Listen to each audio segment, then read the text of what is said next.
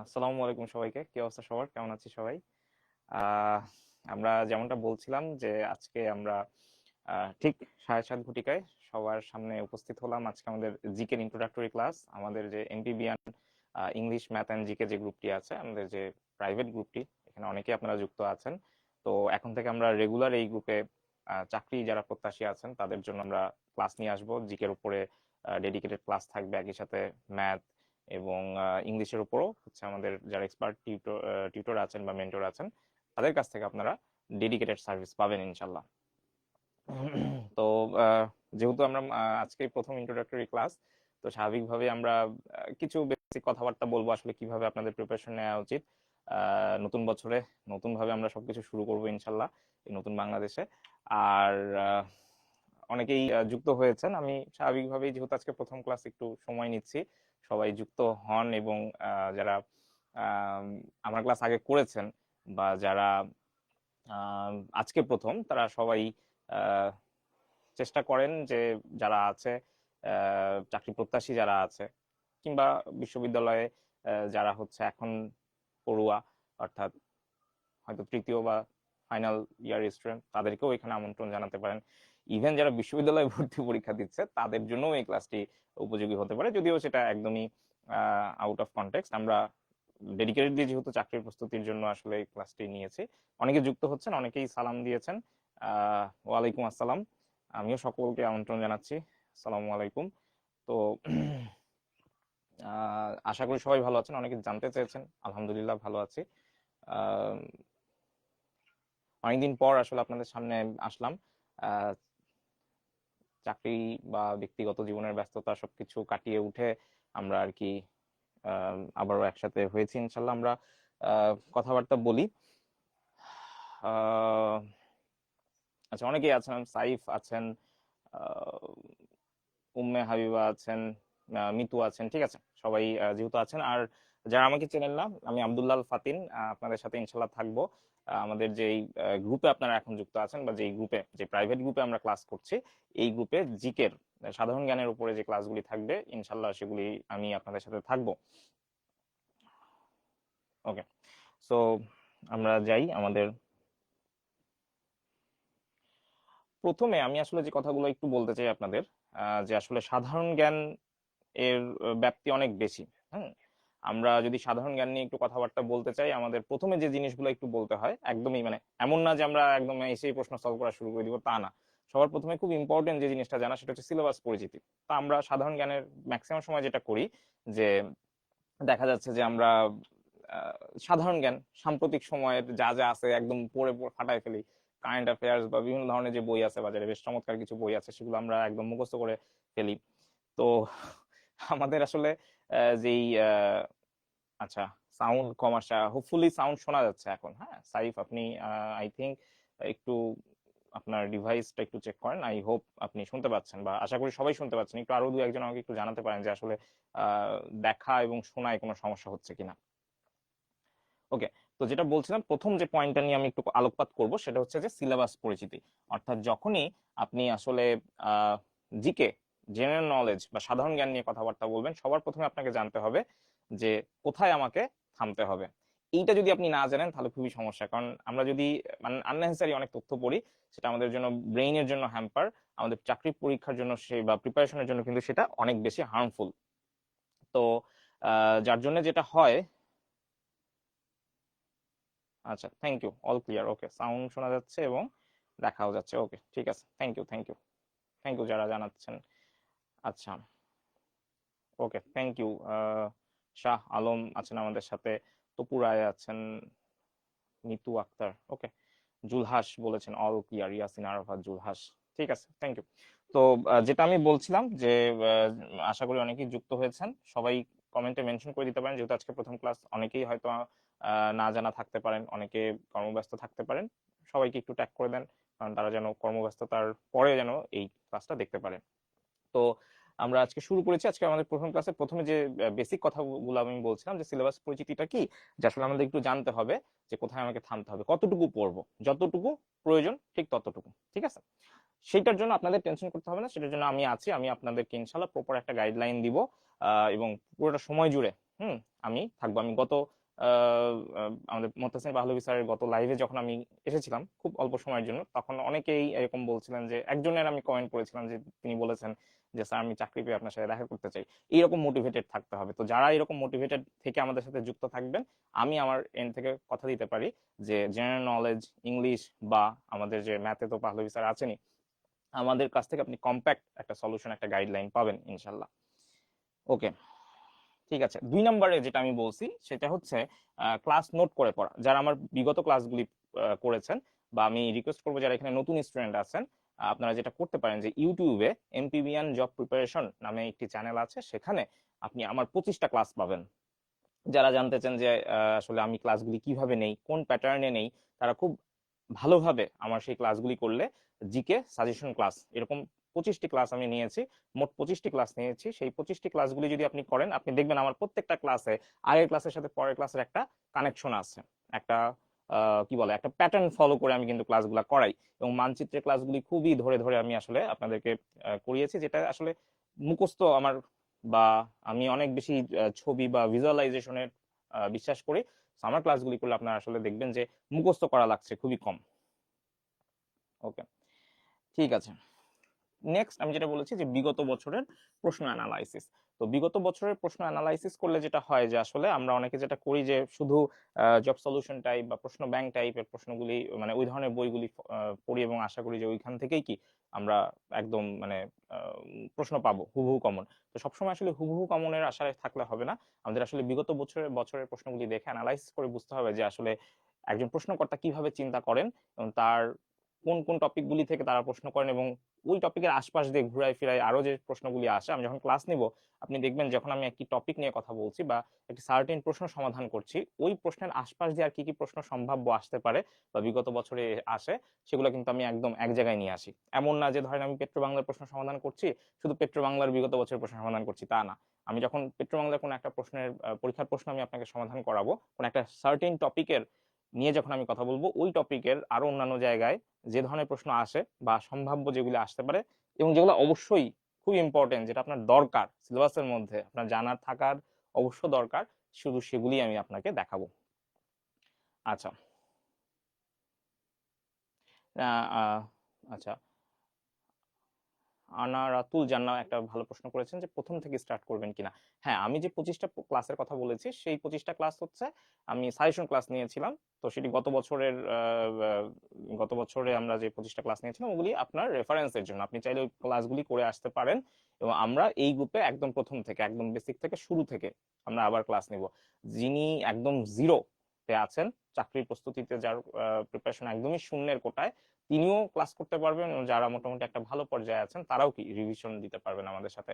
শুরু থেকে শুরু হবে, একদম এ থেকে জেড পর্যন্ত ইনশাল্লাহ। ঠিক আছে। আচ্ছা, উম্মে হাবিবা, হ্যাঁ প্রথম থেকে শুরু করা হবে, প্রথম থেকে শুরু করা হবে। ঠিক আছে।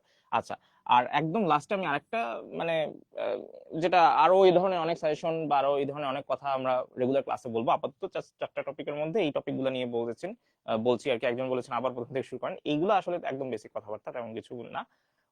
অতিরিক্ত সাম্প্রতিক তথ্য পরিহার, এটা আমি যেটা বলছি যে যে আমরা যেটা করি যে অনেক সময় যে যেমন বিসিএস এর বেলায় আমরা যেটা করি যে বিসিএস যখন আপনি প্রিপারেশন নেবেন, যেমন এখন একটি 47তম বিসিএস এর আবেদন চলমান। তো নর্মালি আমরা যেটা করি যে বিসিএস এর পরীক্ষার ডেট হওয়ার আগে আমি যেটা বলি বা আমি যেটা করি যে স্টুডেন্টদেরকে বলি যে পরীক্ষা যদি মার্চে হয়, তাহলে তার 2 মাস আগের মানে মার্চ মাস, তো ধরেন মার্চ মাসে পরীক্ষা হবে, ফেব্রুয়ারি জানুয়ারিতে কি হয়েছে ওটা তো আমার জানা দরকার, ওইটা আপনাদের জানা দরকার নেই।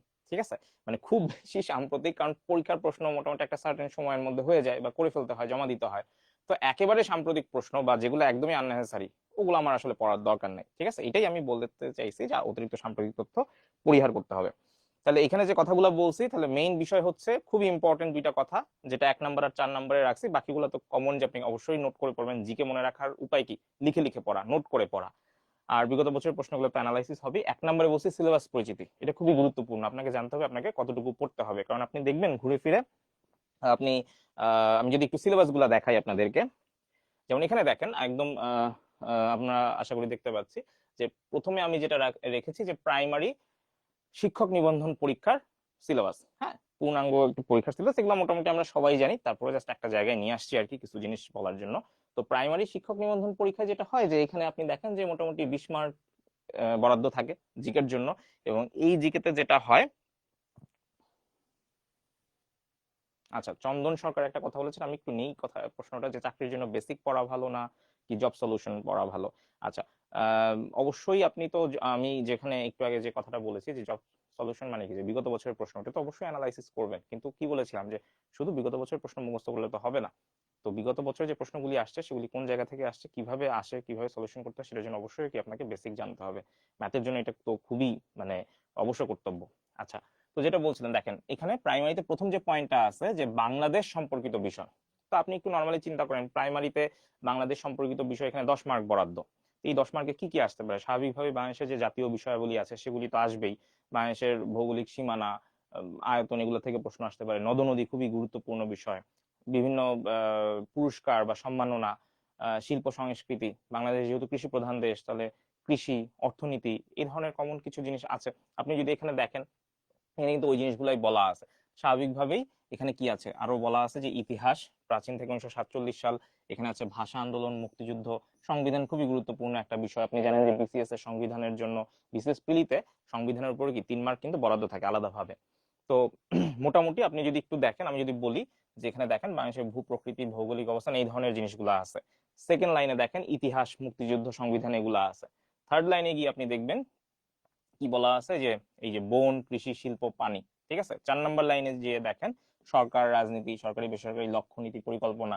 যেমন আমাদের বিভিন্ন ধরনের পরিকল্পনা থাকে, পঞ্চবার্ষিকী পরিকল্পনা, এই ধরনের অনেকগুলি 5 ইয়ার প্ল্যান যেটাকে আমরা বলি, এগুলো কিন্তু আমাদের জানা থাকতে হবে। লাস্টের লাইনে দেখেন ওই যে যেগুলো বলছিলাম আর কি, যে জাতীয় দিবস, খেলাধুলা, অর্জন, পুরস্কার, সম্মাননা, এগুলা।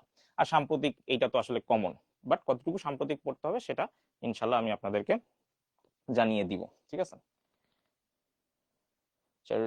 রকিব হোসেন বলেছেন স্যার সম্পূর্ণ কোর্স অবশ্যই শেষ করবেন প্লিজ। হ্যাঁ, আমরা অবশ্যই সম্পূর্ণ কোর্স শেষ করব নির্দিষ্ট সময়ের মধ্যে। আচ্ছা, সেকেন্ডে আন্তর্জাতিক বিষয় বলে আমরা কিন্তু প্রাইমারির সিলেবাসটা এখন একটু যাচাই বাছাই করছি, এরপর আমরা বেসরকারি শিক্ষক নিবন্ধন ফাইনালি বিসিএস নিয়ে কথা বলবো। তো আন্তর্জাতিক বিষয়াবলিতে দেখেন স্বাভাবিকভাবে আমার এখানেও কি, আমরা যেমন বাংলাদেশের ভৌগোলিক পরিচিতি নিছি, স্বাভাবিকভাবে কি বিশ্বের ভৌগোলিক পরিচিতি, মহাদেশ, দেশ, রাজধানী, মুদ্রা, এগুলো নিয়ে কথা বলবো। এবং আমি আপনাদেরকে রিকোয়েস্ট করব যে আপনারা বিভিন্ন বই, বিভিন্ন জায়গার ক্লাস, এগুলি করে বিভ্রান্ত না হয়ে অ্যাটলিস্ট এই আন্তর্জাতিকে ভৌগোলিক পরিচিতি বা মানচিত্রের ক্লাসগুলি আমার যেগুলো ইউটিউবে আছে সেগুলো দেখে আসতে পারেন, অথবা আমাদের সাথে অবশ্যই যুক্ত থাকবেন। কারণ আন্তর্জাতিকের যে তথ্য আছে বা আন্তর্জাতিকের যে ম্যাপ থেকে যে আমরা অনেক কিছু ইজিলি মনে রাখতে পারি, এগুলি আমার ক্লাস পড়লে আমি আপনাদেরকে মোটামুটি 110%, 110 ভাগ নিশ্চয়তা দিতে পারি যে আপনি ইনশাল্লাহ ভালো কোনো জায়গায় অ্যাটলিস্ট এই জিকে নিয়ে আটকাবেন না ইনশাল্লাহ। ঠিক আছে, ওকে। এরপরে দেখেন উপনাম আছে, সাগর, মহাসাগর, নদ নদী। তো প্রাইমারির যেহেতু আমরা সিলেবাস স্টাডি করতেছি, সাগর, মহাসাগর, নদ নদী, প্রণালী, সীমারেখা, আপনি দেখবেন যে মোটামুটি কমন কিছু জিনিসপত্রই ঘুরে ঘুরে আসে। সুতরাং যারা একেবারেই ডেডিকেটেডলি প্রাইমারি প্রিপারেশন নেবেন তাদের জন্য এগুলা যতটুকু দরকার আমরা সেভাবেই পড়াবো। আমরা কিন্তু ধাপে ধাপে আগাচ্ছি, প্রাইমারি থেকে পরে অন্য টপিকে যাচ্ছি বা অন্য পরীক্ষায় যাচ্ছি। জলবায়ু পরিবর্তন, নবায়নযোগ্য শক্তি, পরিবেশগত ইস্যু, সংস্থা। সংস্থা খুবই ইম্পর্টেন্ট। হ্যাঁ, এখানে আমি সবগুলা আন্ডারলাইন করতেছি, সবগুলা কিন্তু ইম্পর্টেন্ট না, আপনি বুঝতে পারতেছেন। সংস্থা খুবই কমন একটা টপিক, আসেই প্রাইমারিতে সবসময় দেখবেন কমন কমন প্রশ্নগুলাই আসে। জাতিসংঘ, ঠিক আছে, আঞ্চলিক অর্থনৈতিক সংগঠন, হ্যাঁ, এগুলা আইএমএফ বা এই ধরনের যে সংগঠনগুলো আছে খুবই ইম্পর্টেন্ট। আচ্ছা, আর এখানে আছে যে এমডিজি, এসডিজি, আন্তর্জাতিক রাজনীতি। হ্যাঁ, কিছুদিন আগে যুক্তরাষ্ট্রের নির্বাচন হলো, যুক্তরাষ্ট্রের নির্বাচনে ডোনাল্ড ট্রাম্প জয়ী হলেন, এবং জয়ী হওয়ার পরেই কিন্তু উনি মানে বেশ কিছু ঘোষণা দিয়েছেন যেগুলো আসলে অলরেডি কিন্তু মানে বিশ্ব টালমাটাল করে দিছে। বা কানাডার যিনি ইয়া ছিলেন প্রধানমন্ত্রী জাস্টিন ট্রুডো, তিনিও পদত্যাগ করে বসলেন। পদত্যাগ করে বসার মানে যে ঘোষণাটা তিনি দিয়েছেন, সেখানেও কিন্তু তিনি মানে মার্কিন প্রেসিডেন্ট ডোনাল্ড ট্রাম্পের কিছু যে স্টেটমেন্ট ছিল সেগুলো নিয়েও কিন্তু উনি কিন্তু পাল্টা তার অভিমত কিন্তু ব্যক্ত করে গেছেন একদম শেষ সময়েও। তো খুব ইন্টারেস্টিং কিছু ঘটনা ঘটতেছে মানে আন্তর্জাতিক রাজনীতির মাঠে সেগুলো নিয়ে আমরা আলোচনা করব। বিজ্ঞান ও প্রযুক্তি এটা একটা ইন্টারেস্টিং জিনিস। এখানে বিজ্ঞান ও প্রযুক্তির আন্ডারে আমরা আসলে দেখবো যে মজার ব্যাপার হচ্ছে যে এখানে যারা সায়েন্স ব্যাকগ্রাউন্ড স্টুডেন্ট আছেন বা যারা নন সায়েন্স ব্যাকগ্রাউন্ডের স্টুডেন্ট আছেন তাদেরকে কিছুটা ফিজিক্স, কেমিস্ট্রি বা বায়োলজি এই জিনিসগুলা হালকা হালকা পড়তে হবে। প্রাইমারি যেহেতু কথা বলতেছি, খুবই হালকা পরিমাণে পড়াশোনা করা লাগবে। এরপরে প্রযুক্তি বলতে আসলে এখানে কি আইসিটি বা কম্পিউটার, যেটা আমরা বিসিএস এর সিলেবাসে দেখি যে কম্পিউটার ও তথ্য প্রযুক্তি, ওইটার কিছু ছোঁয়া এখানে আছে। এবং বিসিএস এ কি ওই যে ভূগোলও থাকে, পরিবেশ প্রাকৃতিক দুর্যোগ সেগুলোও থাকে। তো খুব সামান্য করে দু একটা সময় আমরা দেখি যে মাঝে মাঝে দুর্যোগ, প্রাকৃতিক দুর্যোগের প্রশ্ন এই বিজ্ঞান প্রযুক্তির ক্যাডার মানে এই ক্যাটাগরিতে অনেক সময় চলে আসে। ঠিক আছে, ওকে। তো মোটামুটি আচ্ছা, যারা আমার ক্লাস করবেন তাদের 11 থেকে 20 গ্রেড কেন, মানে নবম থেকে 20তম গ্রেডের জন্য জিকে যে কোনো জায়গায় আপনি ইনশাল্লাহ ভালো করতে পারবেন। ঠিক আছে, আর যদি আমার ক্লাসগুলো করেন তাহলে নোট করতে হবে একটু। হ্যাঁ, যারা আমার এই গ্রুপে অনেকেই আছেন যারা প্রিভিয়াসলি আমার ক্লাসগুলো করছেন। তো আচ্ছা, রবিউল ইসলাম বলেছেন ইউটিউব চ্যানেলের নাম। আচ্ছা, ওইটা আমাদের এমপিভিয়ান জব প্রিপারেশন নামে একটা চ্যানেল আছে, সেইখানে আপনি আহ, আমার দেখবেন জিকের 25টা ক্লাস আপলোড দেওয়া আছে, ওগুলো একটু জাস্ট দেখে আসতে পারবেন। ঠিক আছে, আচ্ছা, ওকে। তাহলে আমরা নেক্সট একটু সিলেবাসটা দেখি। আমরা এবার শিক্ষক নিবন্ধনের একটু যদি সিলেবাসটা দেখি, এখানেও দেখেন যে আসলে ওই যে উপরে সামারি করে বলা আছে কি আসে, বাংলাদেশ সম্পর্কিত বিষয়, আন্তর্জাতিক বিষয়, চলতি সাম্প্রতিক ঘটনা, বিজ্ঞান ও প্রযুক্তি, আর এদিকে আছে কি পরিবেশ এবং রোগ ব্যাধি সম্পর্কিত মৌলিক জ্ঞান এবং বিভিন্ন প্রাকৃতিক দুর্যোগ।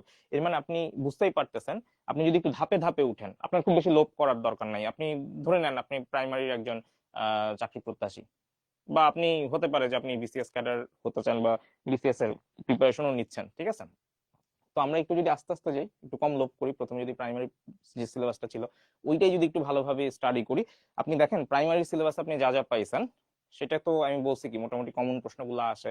তো যখন প্রাইমারির জন্য আপনি প্রিপারেশন নিচ্ছেন বা ওই টপিকগুলো ধরতেছেন, তখন যদি প্রত্যেকটা টপিকের একটু মানে যা বিগত বছরে আসছে ওটার সাথে সাথে ওই টপিকগুলো যদি একটু মোটামুটি কাভার করে ফেলতে পারেন, এবং সেটা আমার সাথে যদি আপনি এনশিওর করতে পারেন যে হ্যাঁ স্যার যা ক্লাসে পড়াচ্ছে সেগুলো আমি নোট করতেছি এবং মোটামুটি প্র্যাকটিস করতেছি, প্রচুর মডেল টেস্ট দিচ্ছি, পরীক্ষা দিচ্ছি, তাহলে আপনি দেখেন মোটামুটি শিক্ষক নিবন্ধনের জন্য কিন্তু আলাদা করে আপনার কোনো কিছুই পড়তে হবে না।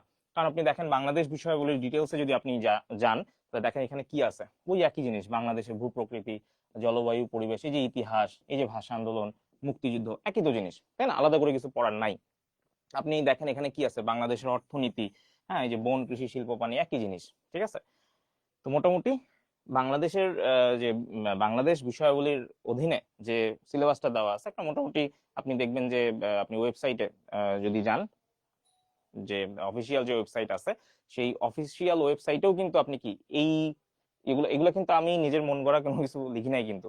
এটা আপনি যদি দেখেন শিক্ষক নিবন্ধনের যে স্কুল বা কলেজ পর্যায়ের যে সিলেবাসটা ইয়াতে দেওয়া আছে, অফিসিয়াল ওয়েবসাইটে দেওয়া আছে, সেখানে কিন্তু এই জিনিসগুলো বলা আছে। একইভাবে আপনি যদি আন্তর্জাতিক বিষয় এই বিষয়গুলিতে যান, তাহলে এখানে দেখেন আন্তর্জাতিক সম্পর্ক, তারপর আছে কি যে বিশ্ব ভৌগোলিক পরিচিতি, জলবায়ু পরিবর্তন। ঠিক আছে, তারপরে যে দেখেন জাতিসংঘ, আঞ্চলিক অর্থনৈতিক সংগঠন, পুরস্কার ও সম্মাননা, হ্যাঁ, আন্তর্জাতিক মুদ্রা, এই জিনিসগুলো কিন্তু কি প্রাইমারিতে আপনার এমনি পড়া লাগতেছে। তো আমি যখন পড়াবো ডেফিনেটলি কি আমি প্রথমে একটা বিগিনার বা অ্যামেচার লেভেলে পড়াবো, এরপরে কি আপনাকে মোটামুটি অ্যাডভান্সড লেভেলে নিয়ে যাবো। ঠিক আছে, প্রথমে আমি যেটা করব, প্রথমে এমন ভাবে পড়াবো, আস্তে আস্তে যখন আমি উপরে উঠবো দেখবেন যে আপনার লেভেলটা অ্যাডভান্স হচ্ছে। তো যখন মোটামুটি আপনি কি আমার ক্লাসগুলো শেষ পর্যায়ে মানে শেষ করে ফেলবেন, রেগুলার ক্লাসগুলি করে শেষ করে ফেলবেন, তখন দেখবেন যে মোটামুটি আপনার জিকেতে আর কোনো প্রবলেম নাই ইনশাল্লাহ। এইভাবে ম্যাথ বলেন বা ইংলিশ বলেন আমাদের এখান থেকে সবগুলাই কি আপনি ভালো একটা সার্ভিস পাবেন। বিজ্ঞান প্রযুক্তিও সেম, একই সিলেবাস, এটা নিয়ে আর আলাদা করে কথা বলতেছি না। এইবার আসেন মজার বিষয়ে, আমরা প্রাইমারি শেষ করে ফেলছি, আমরা বেসরকারি কিন্তু হয়ে গেছে, আমরা যেহেতু ধাপে ধাপে প্রিপারেশন নিচ্ছি। এবার দেখেন আপনার কি কি কমন হয়ে যায়। মজার ব্যাপার হচ্ছে আপনি এবার দেখেন বিসিএস পরীক্ষার সিলেবাসটা আমি দেখাচ্ছি। তো বিসিএস পরীক্ষার সিলেবাস আপনি এটা মোটামুটি সবাই জানেন। বাংলাদেশ বিষয়াবলীতে আপনি যদি এখানে দেখেন পূর্ণমানগুলো দেখেন, এখানে বাংলাদেশের জাতীয় বিষয়াবলী থেকে আসে 6 মার্ক। এই জাতীয় বিষয়াবলীতে কি আছে, ওই যে ইতিহাস, সভ্যতা, বাংলাদেশের যে জন্ম, অভ্যুদয়, হ্যাঁ, মুক্তিযুদ্ধ, ভাষা আন্দোলন, এগুলা এখান থেকে কত মার্ক, 6 মার্ক। বলেন তো ওই জিনিসগুলো আপনি পড়ে আসতেছেন কিনা? প্রাইমারির সিলেবাসও কি তাই ছিল, আবার কি বেসরকারি শিক্ষা নিবন্ধন ওখানেও কি তাই ছিল? কিন্তু আপনি পড়ার সময় কি এটা মাথায় রাখবেন যে প্রাইমারি না বেসরকারি শিক্ষক নিবন্ধন, তা কিন্তু মনে রাখবেন না। কি করবেন, আপনি হচ্ছে টপিক ধরে ধরে আগাবেন। আমি পড়ানোর সময় আপনাকে বলে দিব যে হ্যাঁ এইটা এই লেভেলের, এইটা অ্যাডভান্স লেভেলের, আমি ওই লেভেলটা আপনাকে সেট করে দিব যে আপনি কখন কোন লেভেলে আছেন। ঠিক আছে, প্রথমে আমরা ইজি লেভেলে যাব, মিডিয়াম লেভেলে যাব, তারপর কি একটু অ্যাডভান্স লেভেলে যাব। মানে অ্যাডভান্স লেভেল মানে এই না যে কঠিন কঠিন জিনিস পড়বো, নতুন জিনিস পড়বো, তা না, যতটুকু দরকার ততটুকু, বারবার বলতেছি। এরপরে যা যা আছে দেখেন, কৃষিজ সম্পত্তি, তো যা যা এখানে আছে সবগুলাতে আমরা জানি বাংলাদেশ বিষয়াবলীতে টোটাল মার্কস কত বলেন তো? এই যে আপনি যদি যোগ করেন এখানে টোটাল মার্কস কত পাবেন? বাংলাদেশ বিষয়াবলীতে টোটাল মার্কস কিন্তু 30, তাই না? টোটাল মার্কস কত? 30। বাংলাদেশ বিষয়াবলীতে টোটাল মার্কস কত? 30। আবার এখানে দেখেন আন্তর্জাতিক বিষয়াবলী, আন্তর্জাতিক বিষয়াবলীতে এখানে যে টপিকগুলো আছে দেখেন 5টা টপিক আছে। এই 5টা টপিকে প্রত্যেকটাতে দেখেন আমার নম্বর বিভাজন কি 4 করে। তো নম্বর বিভাজন যদি 4 হয় তাহলে কত হয়? 20। ঠিক আছে, তাহলে 30 আর 20 কত? 50। বিসিএস এর 50 কিন্তু মোটামুটি কোত্থেকে হয়ে যাচ্ছে, ওই আগের যে কথাগুলো বলতেছি। মানে আপনার মাইন্ডসেট যদি এরকম থাকে যে আমি বিসিএস পারি না, আমি আপনাকে বলবোই না যে আপনি বিসিএস এর প্রিপারেশন নেন, আপনি আমার ক্লাস করেন, আমি আপনাকে বলবো যে হ্যাঁ এটাই প্রাইমারি প্রিপারেশন করেন না, সমস্যা নাই, তারপর বিসিএস পরীক্ষায় বসেন, দেখবেন যে হ্যাঁ সব আপনার সহজ লাগতেছে, সবই আপনি পারতেছেন। ঠিক আছে। আচ্ছা, এরপরে দেখেন বাংলাদেশ বিষয়াবলীতে 30 আর কি আন্তর্জাতিকে 20। তো আমি পড়ানোর সময় কিন্তু বলে দিব না যে এটা আমি আজকে বিসিএস এর জন্য ক্লাস নিচ্ছি, আমি প্রাইমারির জন্য ক্লাস নিচ্ছি, ওইরকম কিছু বলবো না। আমি আমার মতো করে পড়াই যাবো। আমার জাস্ট আপনার কি করতে হবে, আমাকে বিশ্বাস করতে হবে, আমাকে বিশ্বাস করে আপনি পড়বেন, আমার ক্লাসগুলো করবেন, তাহলে দেখবেন ইনশাল্লাহ যখন আপনার মোটামুটি কোর্সটা কমপ্লিট হয়ে যাবে বা আপনার প্রিপারেশন শেষ হয়ে যাবে, আমার সাথে সাথে আপনার প্রিপারেশন বা সিলেবাসটা কমপ্লিট হয়ে যাবে, তখন দেখবেন কি যে আপনি যেখানেই পরীক্ষা দিচ্ছেন না কেন সেখানেই কি ভালো করতেছেন। অ্যাটলিস্ট জিকেতে এইটুকু আমি কনফিডেন্স আপনাকে দিতে পারি। ঠিক আছে। এরপর দেখেন অন্যান্য বিষয়াবলী, কেন অন্যান্যতে রাখছি, কারণ হচ্ছে অন্য যে সকল জায়গায় আছে, অর্থাৎ আপনি যদি এই যে প্রাইমারি সিলেবাস দেখেন বা বেসরকারি সিলেবাস দেখেন, ওখানে কিন্তু ভূগোল, দুর্যোগ, পরিবেশ ব্যবস্থাপনা এরকম কোনো টপিক নেই। বাট কি ছিল, ওই যে বাংলাদেশ বা আন্তর্জাতিকের মাঝখানে কিন্তু ওই জিনিসগুলো চলে আসতো, বা বিজ্ঞান প্রযুক্তির মধ্যেও কিন্তু কি মাঝে মধ্যে স্বাস্থ্য বা পরিবেশ এগুলো নিয়ে প্রশ্ন চলে আসতো, বা পরিবেশ বিজ্ঞান নিয়েও প্রশ্ন চলে আসতো। তো সেই ভূগোল আলাদাভাবে ভূগোল, পরিবেশ, দুর্যোগ ব্যবস্থাপনা নামে কি এখানে 10 মার্ক, সাধারণ বিজ্ঞান অর্থাৎ ওই যে ফিজিক্স, কেমিস্ট্রি, বায়োলজি এগুলো আর কি। তো ফিজিক্স, কেমিস্ট্রি, বায়োলজি আর ইন্টেন্স খুব ডিপে তো পড়তে হবে না, যতটুকু লাগে ততটুকু আমি পড়াবো।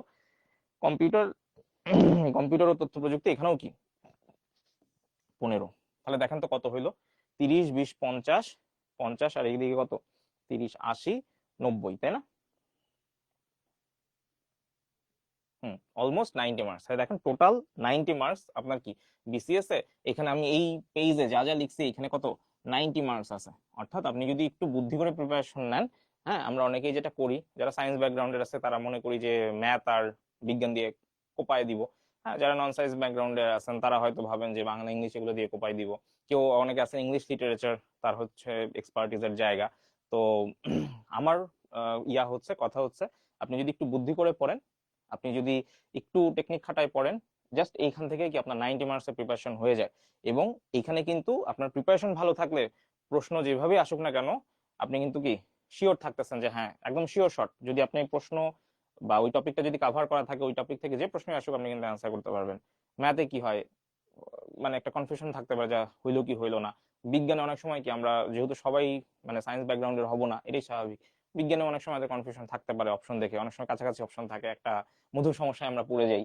কিন্তু জিকেতে যেটা হয়, আপনি যা পড়ে আসছেন যদি ওইটা একটু ভালো করে পড়েন, বা এখানে যে টপিকগুলো দেওয়া আছে এগুলো যদি ওভারঅল আপনি একটু ভালো করে পড়েন, অ্যাটলিস্ট বাংলাদেশ এবং কি আন্তর্জাতিক আর হচ্ছে এখানে যদি ভূগোলটা আমি নেই, বাংলাদেশ, আন্তর্জাতিক আর ভূগোল, এখানেই কিন্তু প্রায় 60 মার্ক। এই 60 মার্কের নিশ্চয়তা আপনি নিজেই নিজেকে দিতে পারবেন যদি আপনি একটু গুছানো প্রিপারেশন নেন। ঠিক আছে, একটু যদি গুছানো প্রিপারেশন নেন আমার সাথে যদি থাকেন, তাহলে বাংলাদেশ বিষয়গুলির 30, আন্তর্জাতিকের 20 এবং কি ভূগোলের 10, এই 60, এই 60 আপনার একদম ছাক্কার নাম্বার একদম। মানে 60-এ 60ই যে পাবেন এটা আমি বলতে পারতেছি না, কারণ এটা আসলে ম্যান টু ম্যান ভ্যারি করবে, পার্সন টু পার্সন ভ্যারি করবে। বাট এই 60 মার্কের মধ্যে আপনি কি সর্বোচ্চ নম্বর পাবেন এবং মানে একদম 110% কনফিডেন্ট হয়ে আপনি দাগাতে পারবেন যে হ্যাঁ আমি তো এটা পড়ছি, আমি তো এটা জানি, এটা তো স্যার পড়াইছে আমাকে। ঠিক আছে। ভাইবা বলছে মনে থাকে না জিকেও যে বলছি লিখে পড়বেন। জিকের এটাই হচ্ছে কি সবচেয়ে মজার বিষয় যে আপনি নিজে লিখে পড়বেন। ঠিক আছে। এবং আমি এটাও বলবো, আমার বিগত ক্লাসগুলো যারা করছেন তারা জানেন আমি কিন্তু ক্লাস চলাকালীন বলতাম যে আমার দিকে বা এই যে শুধু তাকায় থাকলে তো হবে না, লিখতে হবে। আপনার চোখ থাকবে কি স্ক্রিনে আর হাত থাকবে কোথায়, খাতায়। আপনার চোখ দেখবে আর হাত কি লিখবে। ঠিক আছে, আপনি যখন লাইভ ক্লাস করবেন তখন লাইভ ক্লাসের নোট যখন খাতায় তুলবেন ওটা তো সুন্দর হওয়ার দরকার নেই, সুতরাং আপনি কি করবেন, ক্লাস করবেন আর কি সাথে সাথে লিখবেন। আপনার চোখ থাকবে কোথায়, আমার মানে ইয়াতে, এই যে স্মার্ট বোর্ডে স্ক্রিনে, এবং কি আপনার হাত থাকবে খাতায়, দেখবেন লিখবেন, দেখবেন লিখবেন, ঠিক আছে। পরে ওটা আবার কি বাসায় গিয়ে বা পরে আপনি ফ্রি টাইমে ওটা নোট করলেন, ঠিক আছে। সো যত নিজে লিখে লিখে নোট করবেন তত কি মনে থাকবে। আর প্রচুর পরীক্ষা দিবেন, ঠিক আছে। পরীক্ষা নেওয়ার ব্যবস্থা আমরা করব, পিডিএফ আমরা দিয়ে দিব। একজন জিজ্ঞেস করছে পিডিএফ দিবেন কিনা, কোন বই থেকে পড়াবেন, হ্যাঁ এরকম অনেক কিছুই বলছে। আচ্ছা, একজন বলছে মনে থাকে না জিকে, ওটা আবার আরেকজন রিপ্লাই দিচ্ছে যে হ্যাঁ আমারও মনে থাকে না, হ্যাঁ কোন পড়ে গেছে কমেন্ট, হ্যাঁ। আচ্ছা, তো এটা আর কি সমস্যা নাই, আপনি রেগুলার ক্লাস করেন। আমি এটাই বলতেছি যে আপনি যদি আমার প্রিভিয়াস ক্লাসগুলো দেখেন, আপনি দেখবেন যে 25টা ক্লাসের কথা বলছি না, 1 জিকে ক্লাস 1, ওই 1 নম্বর ক্লাসে আপনি দেখবেন 1 নম্বর ক্লাসে যা পড়াইছি, 2 নম্বর ক্লাসে আমি অন্য টপিক পড়াচ্ছি, কিন্তু আগের ক্লাসের সাথে রিলেভেন্ট করে পড়াচ্ছি, লিঙ্ক করে পড়াইতেছি, এবং কোনো না কোনো ভাবে আপনি অবাক হয়ে যাবেন, আচ্ছা 1 নম্বর ক্লাসে তো আমি এটা পড়ছি, 2 নম্বর ক্লাসে তো ওইটা পড়ছি, মিললো কেমন, আয় হায় কি জাদু কি ম্যাজিক হয়ে যাবে এরকম, ঠিক আছে। তো আপনারা যারা আমার প্রিভিয়াস ক্লাসগুলো করেন নাই, একেবারে নতুন স্টুডেন্ট, তারা ইউটিউব থেকে ক্লাসগুলো দেখে আসতে পারেন, ঠিক আছে। হ্যাঁ, বিজ্ঞান আইসিটি ওগুলা কাভার হয়ে যাবে, ঠিক আছে, বিজ্ঞান আইসিটি ওগুলা কাভার হয়ে যাবে, ওগুলা নিয়ে টেনশন করার কিছু নাই, কাভার হয়ে যাবে, ঠিক আছে। নাজিফা ইসলাম বলছেন, কারণ আসলে এই বিজ্ঞান তথ্য বা কম্পিউটার তথ্য প্রযুক্তি এগুলা আমরা যদি প্রাইমারি বা নিবন্ধনের কোর্স নিয়ে আসি, কম্প্যাক্ট ফুল কোর্স যদি নিয়ে আসি, তখন তো আমার অবশ্যই এই জিনিসগুলো টাচ করতে হবে, ঠিক আছে। তো আমি ওই জন্যই কিন্তু বলছি যে ওইখানে যা যা পড়ে আসবেন বিসিএস এ কিন্তু ওগুলা মোটামুটি 90 মার্কসের প্রিপারেশন হয়ে যাচ্ছে। তো 90 মার্কসের জন্য আপনার ওই প্রাইমারি প্রিপারেশন বা বেসরকারি শিক্ষক নিবন্ধনের প্রিপারেশন দিয়ে বিসিএস এর 90 মার্কসের যে ফুল ফোর্সের প্রিপারেশন হবে, সেটা আসলে বলা একটু কঠিন, কিন্তু আপনি অনেকটুকু আগায় যাবেন। এবং এরপরে কি করতে হবে, ওই যে আমি বলছি, আমি প্রত্যেকটা বিষয় যখন পড়াবো আমি কিন্তু লেয়ার করে পড়াবো, যে অ্যাডভান্স লেভেল পর্যন্ত আমি অবশ্যই নিয়ে যাব, যে যতটুকু দরকার ততটুকু। আর আমি মডেল টেস্ট আছে না, মডেল টেস্ট দিবেন, ইনশাল্লাহ ভালো কিছু হবে। ওকে, না ক্লাস 7:30টায় ছিল, 7:30টায় ছিল ফাতেমা হক। আমরা এখন যেই গ্রুপে লাইভ করতেছি এই গ্রুপে আপনারা সব আপডেট পেয়ে যাবেন, ঠিক আছে। এছাড়া আমাদের আরেকটা মানে জিকের উপরে আমাদের আরেকটা পেজ আছে, সেটা হচ্ছে ফাতিন স্যার জিকে স্পেশাল, আপনি ওইখানেও কানেক্টেড থাকলে ওখান থেকেও কি ইনফরমেশন পাবেন। ওকে, এখন আসেন কিছু প্রশ্ন সলভ করি। হ্যাঁ, মানে আসলে কিভাবে আমার ক্লাসগুলো হবে সেটা আমরা একটা ছোটখাটো 5-10 মিনিটের মধ্যে আমরা একটা ইয়া জানবো আর কি, ঠিক আছে। আমার ক্লাসগুলো কিরকম হয় বা কিরকম হবে সেটা আমরা একটু আলোচনা করি।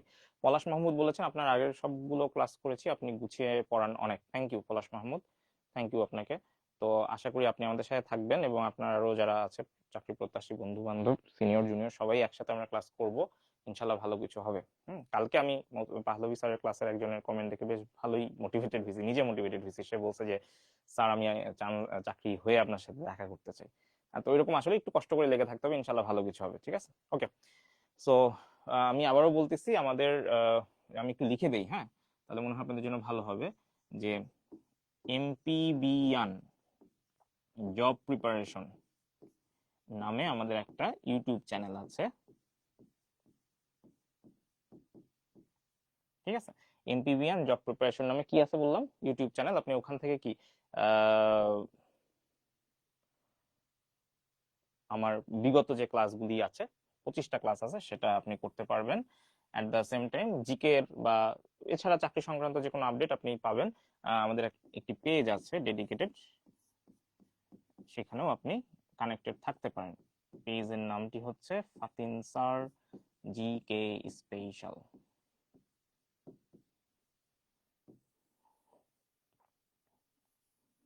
আচ্ছা, তো যাই হোক, মাঝখানে অপশন দুই পাশে দুইটা কথাবার্তা লিখছি।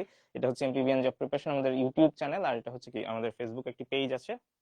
পেজ যেটা আছে সেটা হচ্ছে এই নাম, ফাতিন স্যার জিকে স্পেশাল। ওকে, সো এখানে একটি প্রশ্ন করেছি, দেখেন, আগামী 20 জানুয়ারি যুক্তরাষ্ট্রের কততম প্রেসিডেন্ট শপথ গ্রহণ করবেন?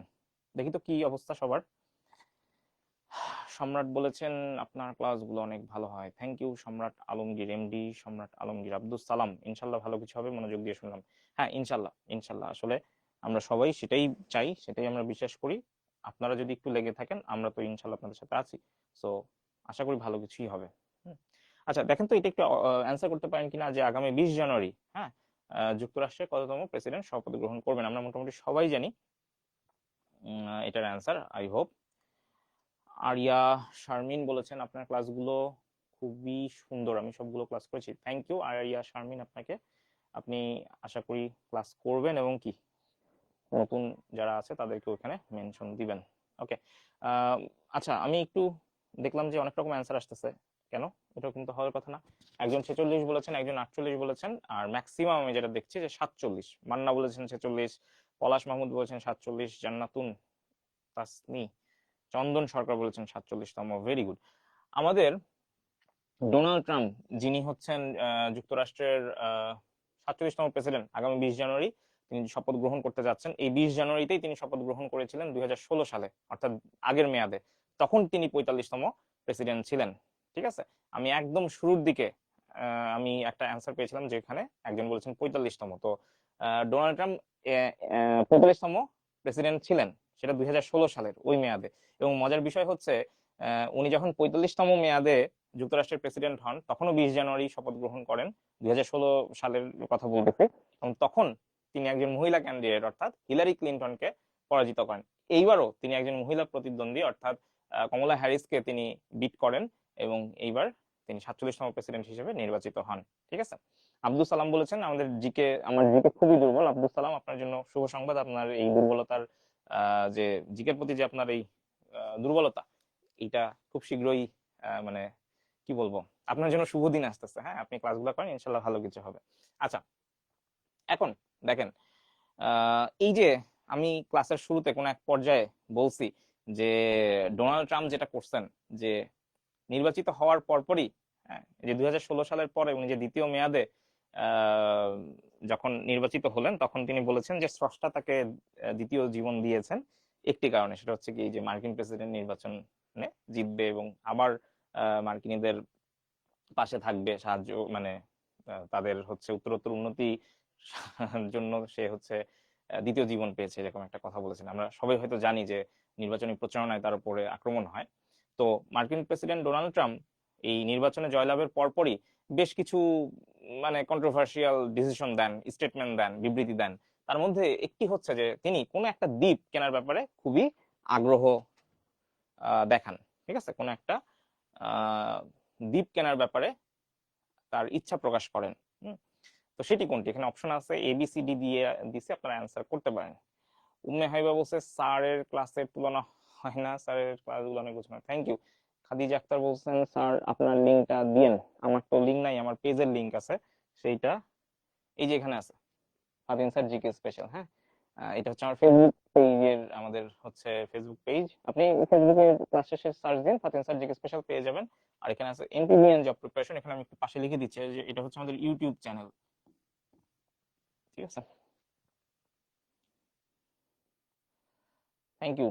বর্ণা সরকার বলছেন যে আপনার বোঝানোর স্টাইল খুবই সুন্দর। আরাফাত বলেছেন প্রথম ক্লাস করতেছে জিকের, কিছু পারে না। আরাফাতের খারাপ দিন শেষ হয়ে আসতেছে, ভালো দিন ঘনিয়ে আসতেছে। আচ্ছা, ডোনাল্ড ট্রাম্প সম্প্রতি কোন দ্বীপটি কেনার ব্যাপারে আগ্রহ প্রকাশ করেন?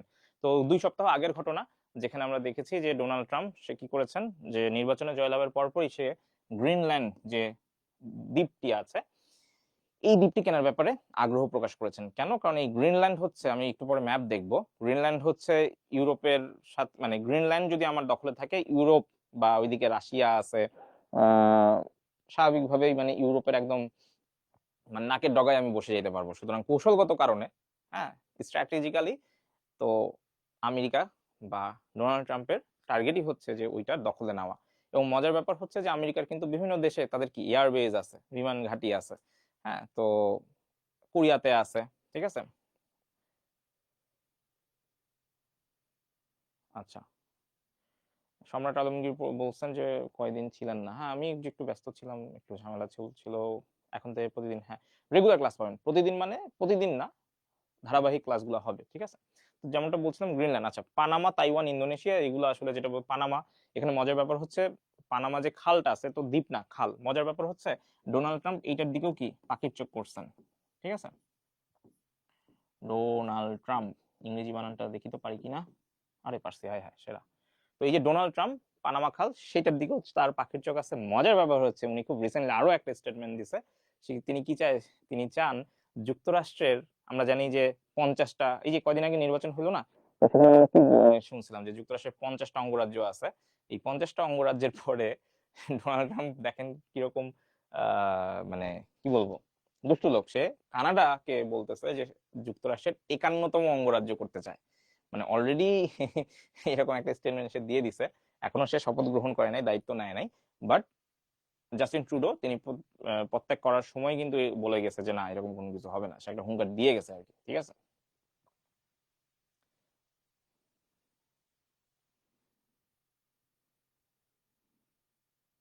ওকে, ঠিক আছে। আচ্ছা, তাইওয়ান, তাইওয়ান নিয়েও গ্যাঞ্জাম আছে, বাট তাইওয়ানটা আসলে তাইওয়ান তারা নিজেদেরকে স্বাধীন স্বতন্ত্র হিসেবে আত্মপ্রকাশ করতে চায়, বাট তারা তাইওয়ান নিয়ে আসলে ওই যে চীনের একটা, চীনও কিন্তু এখানে কি ওই ডোনাল্ড ট্রাম্প, চীনও আর কি এক প্রকার ডোনাল্ড ট্রাম্প, চীন চায় যে তাইওয়ান তাদের দখলে থাকুক। তো তাইওয়ান সবসময় এটা নিয়ে আসলে একটা, মানে কিছুদিন আগেও পরিস্থিতি খুব খারাপ ছিল, এখন একটু আহ, পরিস্থিতি স্টেবল। ইন্দোনেশিয়া, ইন্দোনেশিয়া আসলে এখানে কোনোভাবেই ইয়া না। আর আপনি যদি মানচিত্র দেখেন তাহলে দেখবেন যে গ্রিনল্যান্ড, এই গ্রিনল্যান্ডই হচ্ছে আসলে খুবই গুরুত্বপূর্ণ একটা জায়গা। এখানে আমরা দুজন ভদ্রলোককে দেখতে পাচ্ছি। একজন ভদ্রলোককে তো আমরা সবাই চিনি, ইনি হচ্ছেন বিশিষ্ট কি ব্যবসায়ী এবং মার্কিন যুক্তরাষ্ট্রের 47তম প্রেসিডেন্ট ডোনাল্ড ট্রাম্প। তো পাশে আমরা যাকে দেখতে পাচ্ছি সে হচ্ছে ডোনাল্ড ট্রাম্পের ছেলে।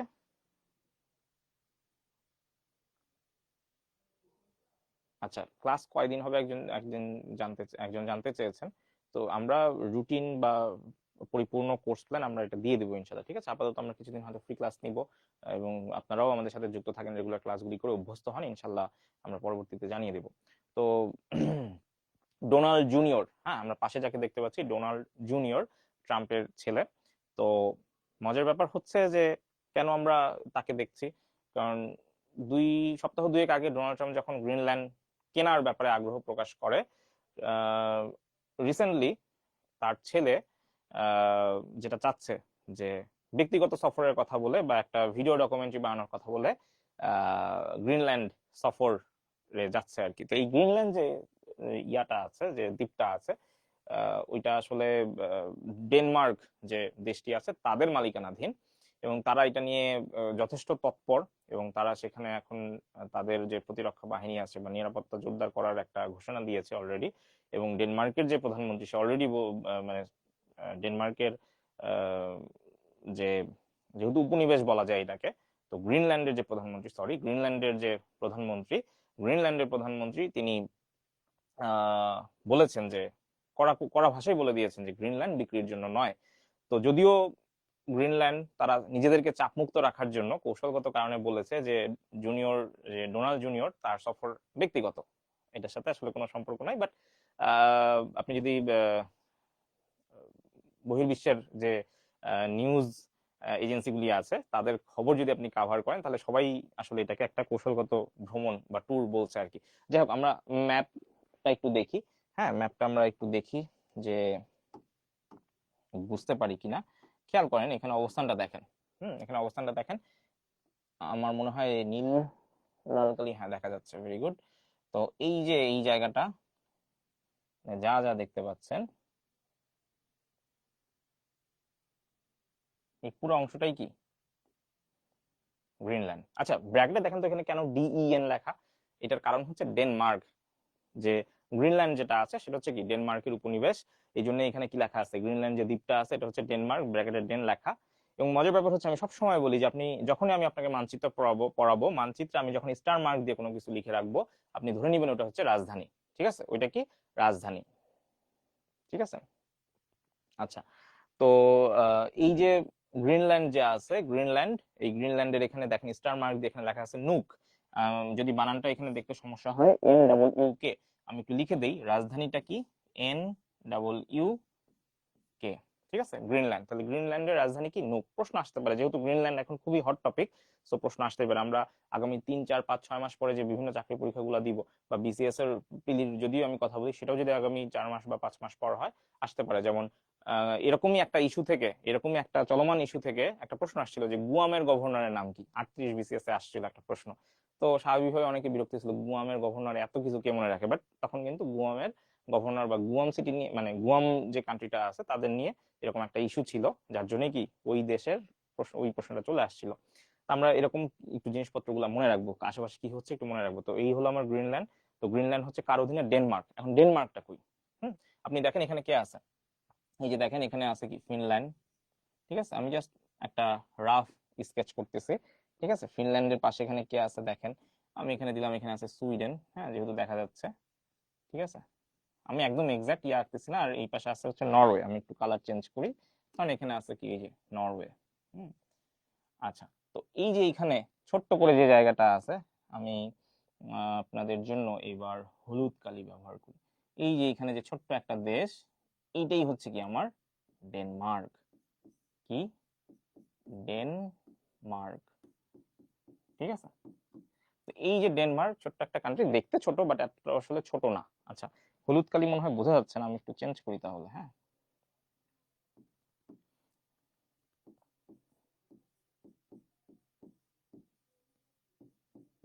ডেনমার্ক, এই যে এখানে যে দেশটা দেখতে পাচ্ছি এটা হচ্ছে ডেনমার্ক। আমি রেগুলার ক্লাসগুলোতে মানচিত্র আরো ডিটেলসে সুন্দর করে বুঝাবো, ঠিক আছে। তো এই যে ডেনমার্ক, এখানে যে কান্ট্রিটা আছে ডেনমার্কের পাশে দেখেন অলরেডি কিন্তু ইউরোপ, এই পুরোটা কিন্তু রাশিয়া, ঠিক আছে। এই যে এখান থেকে যা যা দেখতে পাচ্ছেন এই পুরোটা কি রাশিয়া, ঠিক আছে। এখন রাশিয়ার সাথে এই যে আমার ইউনাইটেড স্টেটস, হ্যাঁ এই যে ইউনাইটেড স্টেটস, এদিকে ইউনাইটেড স্টেটস আর আরো এদিকে কি আরো অঙ্গরাজ্য আছে, সেগুলো আসে নাই, ঠিক আছে ম্যাপে। আর এদিকটা কি দেখেন তো, কানাডা, ঠিক আছে। এই যে এদিকটা কি কানাডা, ঠিক আছে। এইদিকে আবার ইউনাইটেড স্টেটস, যাই হোক। তাহলে এই যে ইউনাইটেড স্টেটস, এই যে ইউনাইটেড স্টেটস, মাঝখানে কি কানাডা। এই জন্য ডোনাল্ড ট্রাম্প কি করছে, যেহেতু জাস্টিন ট্রুডোর মতো একজন প্রভাবশালী নেতা সে পদত্যাগ করে গেছে, সে একটা সুযোগ নিতে চাইছে। সে বলছে আমি কানাডাকে 51তম অঙ্গরাজ্য বানাইতে চাই, গ্রিনল্যান্ড আমি দখলে নিতে চাই, হ্যাঁ এরকম কিছু কথাবার্তা বলতেছে। একই সাথে পানামা খালেরও কি সে দখলে নিতে যাচ্ছে। দখল মানে কি, গ্রিনল্যান্ড সে পুরোটাই কিনে নিতে যাচ্ছে, ঠিক আছে। তো এটার কারণ কি বুঝতে পারছেন? এটার কারণ হচ্ছে গ্রিনল্যান্ড কিন্তু কি দেখেন, এইদিকে কি আমার ইউরোপ, এইদিকে কে রাশিয়া, পুরো একদম কি সবাইকে সে কন্ট্রোল করতে পারবে। এবং মজার ব্যাপার হচ্ছে আমেরিকাই হচ্ছে একমাত্র দেশ যাদের কি নিজের দেশের বাইরেও অন্যান্য অনেক দেশে কি বিমান ঘাঁটি আছে, হ্যাঁ অনেক দেশেই কি তারা কন্ট্রোল করার জন্য এরকম নাকের ডগায় বসে আছে। এবং সেটা কি, সেটাকে আমরা বলি হচ্ছে থুলে এয়ারবেজ। এই যে দেখেন এখানে কি একটা এয়ারবেজ আছে, ঠিক আছে। হ্যাঁ এই যে দেখেন এখানে দেখেন একটা হেলিকপ্টারের সাইন মনে হয় দেখা যাচ্ছে, হ্যাঁ আই হোপ দেখা যাচ্ছে। এটা হচ্ছে কি থুলে এয়ারবেজ, ঠিক আছে। তো এই যে গ্রিনল্যান্ড, তো এই যে গ্রিনল্যান্ড, এই গ্রিনল্যান্ডে দেখেন এই যে আবার স্টার মার্ক, স্টার মার্ক মানে কি রাজধানী, মনে আছে নাম কি নুক। এবং গ্রিনল্যান্ডে আমেরিকার কি বলছি, ওই যে আমেরিকা বলেই ফেলছি একটু আগে, আমি কি বলছি যে আমেরিকাই একমাত্র দেশ, বা আমেরিকা আসলে সবসময় এই কাজটা করে। যেমন দক্ষিণ কোরিয়াতে ওদের বিমান ঘাঁটি আছে, রাশিয়ার সাথে যে জাপানের একটা দ্বীপ নিয়ে বিরোধ আছে, সেই দ্বীপেও কি তারা একটা বিমান ঘাঁটি বসায় রাখছে। গ্রিনল্যান্ড, এই গ্রিনল্যান্ডেও কি আমেরিকার একটা ঘাঁটি আছে, সেটার নাম কি থুলে এয়ারবেজ। তো এই এয়ারবেস দিয়ে সে আসলে কি মোটামুটি আশপাশে যে কি হইতেছে না হইতেছে সেগুলো কি মনিটর করে। এবং এখন তারা চাচ্ছে যে পুরো দ্বীপটাই কিনে নিতে। পুরো দ্বীপ কিনে নিলে ওইদিকে ইউরোপের 12টা বাজবে, রাশিয়া তো হ্যাঁ আছেই টেনশনে। কিন্তু ডেনমার্ক এর অধীনে যেহেতু এই দ্বীপটা, ডেনমার্ক কড়াকড়ি ভাবে পরিষ্কার ভাবে বলে দিচ্ছে যে গ্রিনল্যান্ড বিক্রির জন্য না। যাই হোক, তো এই যে কানাডা, এই যে ইউনাইটেড স্টেটস, ঠিক আছে, এগুলো বেশি না, দুই একবার আপনি যদি দেখেন মোটামুটি ক্লিয়ার হয়ে যাবে। এই যে দেখেন এই যে নরওয়ে, ঠিক আছে, এই যে নরওয়ে, নরওয়ে ঠিক পাশে যে একটা দেখতে পাচ্ছেন বাউন্ডারি, সুইডেন, এইদিকে কি ফিনল্যান্ড, এই যে রাশিয়া, এই যে আমাদের ডেনমার্ক। ডেনমার্কের রাজধানী দেখেন এখানে লেখা আছে কোপেনহেগেন, ঠিক আছে। ডেনমার্কের রাজধানী এই যে কোপেনহেগেন, ডেনমার্কের পাশে স্টার চিহ্ন দিয়ে কোপেনহেগেন লেখা। ডেনমার্কের রাজধানীর নাম কি কোপেনহেগেন, মানচিত্র দেখলে মনে পড়বে, ঠিক আছে। তো দেখেন এখানে অনেকগুলা ক্যাম্পের মতো আছে, এখানে ভাল্লুকও দেখা যাইতেছে, কিউট একটা ভাল্লুক, হ্যাঁ ঠিক আছে। বুঝে যাচ্ছে বরফের দেশ বা ওইরকম কোন একটা জায়গা। তো নর্দার্ন নর্দার্ন বা উত্তরের একটা শহর, বা ওই যে যেটাকে আমরা বলি থুলে এয়ারবেস, হ্যাঁ একটু আগে নাম বলছিলাম কি থুলে এয়ারবেস, ঠিক আছে। তাহলে এটা কার, আমেরিকার। কোথায় এটা আছে, গ্রিনল্যান্ডে। তো গ্রিনল্যান্ডে আমেরিকা তাদের এয়ারবেস প্রতিষ্ঠা করছে, এখন পুরো গ্রিনল্যান্ডই কিনে ফেলতে চাচ্ছে। এটা নিয়ে বেশ তুলকালাম চলতেছে। এখন এই যে একটু আগে যে আমি বলছি যে গ্রিনল্যান্ডের প্রধানমন্ত্রী সে যে বলছে যে গ্রিনল্যান্ড বিক্রির জন্য না, হ্যাঁ মনে আছে আমি কি বলছিলাম, 38তম বিসিএস এরকম একটা প্রশ্ন আসছিল গুয়ামের গভর্নরকে, তখন এরকম গুয়াম নিয়ে একটা কাহিনী চলতেছিল। তো ওই জন্য প্রশ্ন চলে আসছিল। আর যেহেতু গ্রিনল্যান্ড নিয়ে কথাবার্তা চলতেছে, প্রশ্ন আসতেই পারে গ্রিনল্যান্ডের প্রধানমন্ত্রীকে। তো এই যে গ্রিনল্যান্ড বিক্রির জন্য নয়, এই সতর্কবার্তা কে দিছে, গ্রিনল্যান্ডের প্রধানমন্ত্রী। হ্যাঁ তো ভদ্রলোক দেখতে কেমন বলেন তো, ভদ্রলোক এর কি ছবি এই রাখছিলাম, রাখি নাই। ওকে, তাহলে এই হচ্ছে আমাদের গ্রিনল্যান্ডের প্রধানমন্ত্রীকে, অ্যান্সার হচ্ছে মিউট এগেদে। ঠিক আছে, ঠিক আছে, নাম কি? মিউট এগেদে, তিনি হচ্ছেন গ্রিনল্যান্ডের প্রধানমন্ত্রী। তা আমরা কি বলছিলাম, আমি ডাটাগুলো আরেকবার বলি। গ্রিনল্যান্ডের ক্যাপিটাল জানি কি? গ্রিনল্যান্ড। এই যে দেখেন গ্রিনল্যান্ড, তাহলে কি কি ডাটা নিলাম দেখেন। গ্রিনল্যান্ডের ক্যাপিটাল কি বলেন তো? গ্রিনল্যান্ডের ক্যাপিটাল বলেন তো। একজন প্রশ্ন করছে যে স্যার গ্রিনল্যান্ডের ক্যাপিটাল কি? আরাফাত বলছে। হ্যাঁ, তো গ্রিনল্যান্ডের ক্যাপিটালের নাম কি বলেন? Nook, NUUK, nook. ঠিক আছে, গ্রিনল্যান্ডের প্রধানমন্ত্রীকে মিউট এগিয়ে দে। এবং গ্রিনল্যান্ডের প্রধানমন্ত্রী কি বলছে? তিনি বলছে গ্রিনল্যান্ড বিক্রির জন্য নয়। কাকে বলছে? ডোনাল্ড ট্রাম্পের একটা স্টেটমেন্টের এগেনস্টে বলছে। কেন? কারণ ডোনাল্ড ট্রাম্প বলছে যে গ্রিনল্যান্ড সে কিনে নিতে চায় এবং তার ছেলেকেও কি সফরে পাঠাচ্ছে আর কি। ঠিক আছে, ওকে। এখন যদি আমি আপনাকে বলি যে গ্রিনল্যান্ডে একটা এয়ার বেস আছে, নাম কি? হ্যাঁ, গ্রিনল্যান্ডের যে এয়ার বেসটা আছে সেটার নাম কি? থুলে এয়ার বেস। হ্যাঁ, আমি এখন আর মানচিত্রে যাচ্ছি না, বাট আপনার যদি মানচিত্র একবার দুইবার চোখের সামনে দেখার অভ্যাস হয়ে যায়, আপনি চোখ বন্ধ করলেই দেখবেন যেগুলো চলে আসতেছে। তখন থুলে এয়ারবেস এটা মুখস্থ করতে হবে না। ঠিক আছে, থুলে এয়ারবেস এটা মুখস্থ করতে হবে না। গ্রিনল্যান্ডের যে ক্যাপিটাল নুক, এটা মুখস্থ করতে হবে না। কেন জানেন? কারণ আপনি যখন অপশন দেখবেন, অপশনে নুক ওইটা দেখলেই আপনার কি দাগায় ফেলতে পারবেন। মানে এমন না যে গ্রিনল্যান্ডের রাজধানী নুক, গ্রিনল্যান্ডের রাজধানী নুক, এইভাবে পড়া লাগবে না। মানচিত্র দেখছেন, মানচিত্রে দেখা মানেই কি ওটা আপনার মগজে সেট হয়ে গেছে। আপনি যত এইভাবে দেখে দেখে নোট করে পড়বেন তত কি মনে থাকবে। চোখ বন্ধ করবেন, আপনার চোখের সামনে ভাসবে আচ্ছা ফাতিন স্যার ক্লাসে মানচিত্র দেখাছিল, গ্রিনল্যান্ডের ওখানে একটা স্টার মার্কে কি লেখা ছিল? NUUK, nook. ঠিক আছে, তাহলে গ্রিনল্যান্ডের রাজধানী কি? নুক। মুখস্থ করার কিছু নেই। ঠিক আছে, ওরকম সাপের মন্ত্রের মতো মুখস্থ করে যেতে হবে না। ছবি দেখছেন না, মাথায় থাকবে। থুলে এয়ারবেজ, ওই যে একটা এয়ারপ্লেনের সাইন ছিল, ওখানে কি লেখা ছিল? থুলে এয়ারবেজ। ঠিক আছে, মনে আছে? মনে থাকবে, মনে থাকবে। ঠিক আছে, আস্তে আস্তে মনে থাকবে। পলাশ মাহমুদ লিখছে, মোহাম্মদ আক্তার লিখছেন নুক, মারুফা লিখছেন নুক, ঝিনুক লিখছেন নুক, পলাশ মাহমুদ লিখছেন নুক। Very good. তাহলে তাহলে গ্রিনল্যান্ড সম্পর্কে দেখেন আমি কিন্তু অনেক তথ্য পেয়ে গেছি। এখন এই গ্রিনল্যান্ড একটা হট টপিক না? গ্রিনল্যান্ড থেকে আগামী 5-6 মাস পরে যেহেতু আপনার অনেকগুলো পরীক্ষা আছে, মানে আমি স্পেশালি BCS এর কথাই যদি বলি, প্রশ্ন চলে আসলে আপনি পারবেন। ঠিক আছে, এই জন্য প্রশ্ন কিভাবে আসতে পারে, কি কি আসতে পারে এটা জানা দরকার। যেহেতু আমেরিকা একটা কমেন্ট করে ফেলছে, ওই রিলেটেড যা যা দরকার আমি বলছি। আমেরিকার কি কি আছে? গ্রিনল্যান্ডে একটা এয়ারবেস আছে, নাম কি? থুলে। গ্রিনল্যান্ডের রাজধানী কি? নুক। গ্রিনল্যান্ডের প্রধানমন্ত্রীর নাম কি? মিউট এগেদে। কেন? কারণ ওই যে মিউট এগেদে কি বলছে? গ্রিনল্যান্ড বিক্রির জন্য নয়। আচ্ছা, এখন বাকি যে অপশনগুলো আছে এগুলোর কাজ কি? এখানেও আমি অপশনগুলো ইচ্ছা করে এমন ভাবে দিছি, আমি যখনই ক্লাস নিব তখন আপনাকে এমন কিছু অপশন দিব, অপশনগুলোও যেন কি রেলেভেন্ট হয়, অপশন থেকেও যেন কি আপনি তথ্য পাইতে পারেন। দেখেন, ইউন সুক ইয়োল, এই ভদ্রলোককে বলেন তো? এই ভদ্রলোক হচ্ছে দক্ষিণ কোরিয়ার, সাউথ কোরিয়ার অভিশংসিত প্রেসিডেন্ট। হ্যাঁ, সাউথ কোরিয়ার প্রেসিডেন্ট, অভিশংসিত প্রেসিডেন্ট, তাকে অভিশংসন করা হয়েছে আর কি। হ্যাঁ, প্রেসিডেন্ট।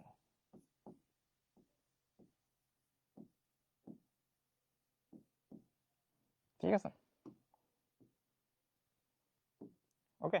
মুন জায়ে ইন, এ হচ্ছে এক্স প্রেসিডেন্ট, ইনি আগে ছিলেন। হ্যাঁ, এক্স প্রেসিডেন্ট।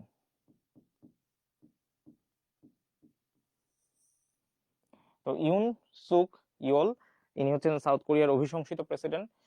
সম্প্রতি দক্ষিণ কোরিয়াতে কুকুরের মাংস খাওয়া নিষেধ করা হয়েছিল, তখন ইয়ন সুক ইয়োল তার বিরুদ্ধে প্রতিবাদ করা হয়, তার বিরুদ্ধে প্রতিবাদে নামা হয়। বিরোধী দল বেশ ভালো একটা প্রতিবাদ করছিল, রাস্তায় নামছিল, বেশ গণজাগরণ তৈরি হয়েছিল।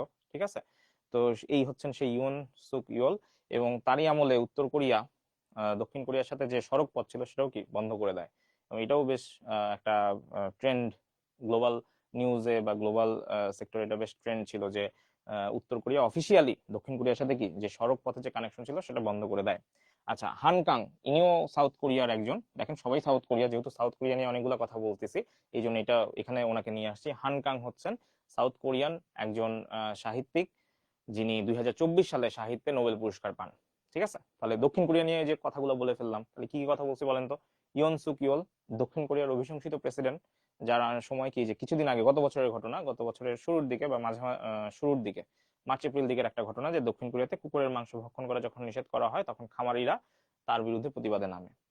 মুন জায়ে ইন, ইনিও এক্স প্রেসিডেন্ট, তো ওনার ব্যাপারে জানা আমাদের খুব একটা এখন দরকার নাই। হানকাং কে? হানকাং হচ্ছে যে ভদ্র মহিলা যিনি দ্য ভেজিটেরিয়ান নামে তার যে সাহিত্যকর্ম ছিল সেটার জন্য 2024 সালে নোবেল পুরস্কার পান। ঠিক আছে, উনিও কি একজন সাউথ কোরিয়ান। তাহলে 2024 সালে লিটারেচারে নোবেল প্রাইজ পান। কিসে পান বলেন তো? Literature, literature. এবং কোন সাহিত্যকর্ম, তার কোন সৃষ্টি বা সাহিত্যকর্মের জন্য? The vegetarian. এই যে নাম কি? হান কাং। কোন দেশের? সাউথ কোরিয়ার। ঠিক আছে, তো অপশনগুলা দিছি যেন সাউথ কোরিয়া নিয়ে ছোট্ট একটা কথা আমি আপনাদেরকে বলে ফেলতে পারি। হ্যাঁ, তরিকুল বলছেন সাহিত্যে নোবেল পুরস্কার। Very good. তাহলে এই যে ভদ্র মহিলা, ঠিক আছে, এই ভদ্র মহিলা উনি 2015 সালে এই বইটা লেখেন। 2015 বা ওই সময় বইটা মনে হয় লেখা ছিল। হ্যাঁ, 2015 সালে তিনি দ্য ভেজিটেরিয়ান এই বইটি আত্মপ্রকাশ হয়। এবং হান কাং, যিনি বাই বার্থ একজন দক্ষিণ কোরিয়ান নাগরিক, তো তিনি গত বছর সাহিত্যে নোবেল পুরস্কার পান তার এই বইটির জন্য। ঠিক আছে, ওকে। তো তাহলে আমরা কি কি জানলাম বলেন তো? দক্ষিণ কোরিয়া নিয়ে বেশ কিছু ব্যাপার স্যাপার জানলাম, আমরা শুরুর দিকে উত্তর কোরিয়া নিয়ে বেশ কিছু ব্যাপার স্যাপার জানছি। তো আমরা যখন আসলে ক্লাসগুলো করব এইভাবে একটু লিঙ্ক করে পড়ার চেষ্টা করব। ঠিক আছে, এইভাবে একটু লিঙ্ক করে পড়ার চেষ্টা করব। আজকে যেহেতু প্রথম ক্লাস ছিল, ইন্ট্রোডাক্টরি ক্লাস ছিল, আমরা আসলে জাস্ট আপনাদের সাথে একটু পরিচিত হইতে আসছিলাম, একটু কথা বলতে আসছিলাম, সাথে কিছু জিনিসপত্র একটু শেয়ার করলাম যে আসলে কিভাবে কি করা যায়, কিভাবে কি পড়া যায়। আপনাদের সাথেও কথা বলাটা জরুরি ছিল, আপনাদের সামনে আসা জরুরি ছিল, যেন আপনারাও আসলে আহ একটু আমাদের আওয়াজটা পান আর কি। আচ্ছা, মেহাবিবা বলছে এভাবে নাম উচ্চারণ করতে করতে জীবন শেষ। না না, এগুলা ইনশাল্লাহ ঠিক হয়ে যাবে। ঠিক আছে, এগুলা ইনশাল্লাহ ঠিক হয়ে যাবে। আচ্ছা, আপনারা একটু আমাকে জানান যে কে কোথা থেকে একটু জয়েন হয়েছেন, একটু দেখতে চাই কারা কারা আমাদের সাথে যুক্ত আছেন। এবং আপনাদের যদি কোনো আমরা 2-1 মিনিট সময় নেব, যদি কারো কোনো কোনো সাজেশন থাকে বা ইয়া থাকে। হান কাং, আচ্ছা, মহিলার নাম, south Korean, south Korean Nobel prize winner, Nobel prize winner. Bangla নামটা লিখে দিই, তাই না? নাম হচ্ছে হান কাং। ঠিক আছে, দেখেন তো আমার বাংলা হাতের লেখা বোঝা যায় কিনা। আচ্ছা, খুলনা, যশোর, পার্বতীপুর, বগুড়া, চাঁপাইনবাবগঞ্জ।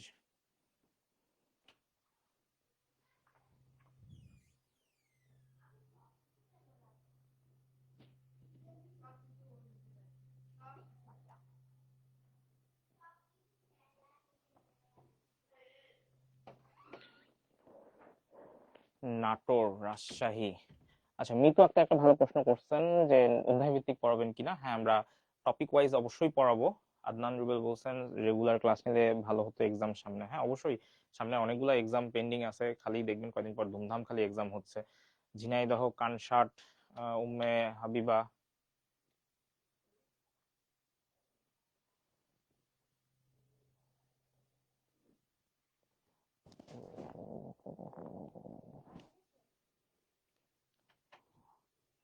পাবনা থেকে হাফিজুর রহমান। আচ্ছা, জিজ্ঞেস করেছিলেন একজন যে আমার বাড়ি কোথায়, আমার বাড়ি পাবনা। হাফিজুর রহমান আছেন, দেশি মানুষ। সাইফ জান্নাত বলেছেন কি বই নিব বলবেন প্লিজ। আচ্ছা, বই এর ব্যাপারে আমরা এটা যখন ক্লাস শুরু হবে তার আগে বই আসলে এটা নিয়ে আমি আমি খেয়াল করেছি অনেকে জানতে চেয়েছেন। আমি নিজে আসলে ওইভাবে বই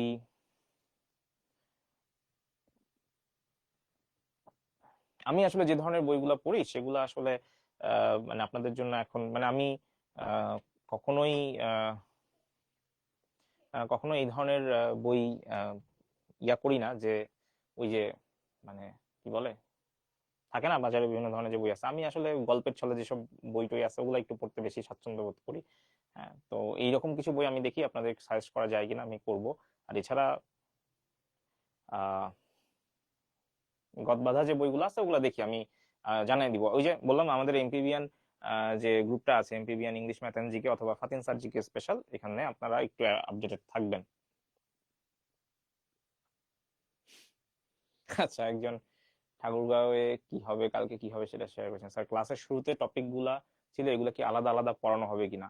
হ্যাঁ, নূরেন, সম্ভবত আমি যদি ভুল না করে থাকি উচ্চারণ, নূরেন আপনি জানতে চেয়েছেন। এবং অনেকেই ওই যে বলেছেন যে কিভাবে কোন সিরিয়ালে পড়াবো। অবশ্যই আমাদের কি একটা কোর্স প্ল্যান থাকবে, সেই কোর্স প্ল্যান মোতাবেক। এবং যেহেতু আমি শুরুতে ওই সিলেবাস গুলি দেখিয়েছি, এর মানে কি রেফারেন্স তো ওগুলাই, তাই না? তো যদি সেগুলো রেফারেন্স হয় তাহলে আমি অবশ্যই ওই রেফারেন্স জিনিসগুলো ধরেই আপনাদেরকে পড়াবো। এটা নিয়ে কষ্ট পাওয়ার বা দুশ্চিন্তা করার কিছু নাই। জাস্ট আপনি রেগুলার ক্লাসগুলো করলে একটা গুছানো কম্প্যাক্ট ক্লাস পাবেন, সিরিজ পাবেন, যেখান থেকে আপনি সবই জানবেন। ঠিক আছে?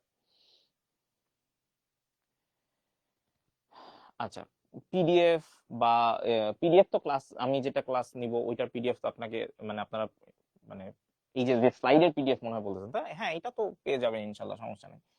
হ্যাঁ, এটা গ্রুপে আপলোড দিয়ে দিব। আমি আপাতত ইউটিউব চ্যানেলের নামটা একটু লিখে দিচ্ছি, এমপিবিয়ান জব প্রিপারেশন। হ্যাঁ, এখানে আপনি আমার বিগত যে ক্লাসগুলি আছে সেগুলি পাবেন। আচ্ছা, মামুন খান বলেছেন অনেকদিন পর ক্লাস নিলেন। হ্যাঁ, আমি অনেকদিন পর ক্লাস নিলাম, আসলে বেশ কিছু ব্যস্ততা ছিল, যার জন্য ব্যক্তি জীবনে বেশ ঝঞ্ঝট গেল, সবকিছু মিলায় আসলে এরপর আপনাদের সামনে আসতে পারলাম। আমারও ভালো লাগছে, অনেকদিন পর ক্লাস নিলাম।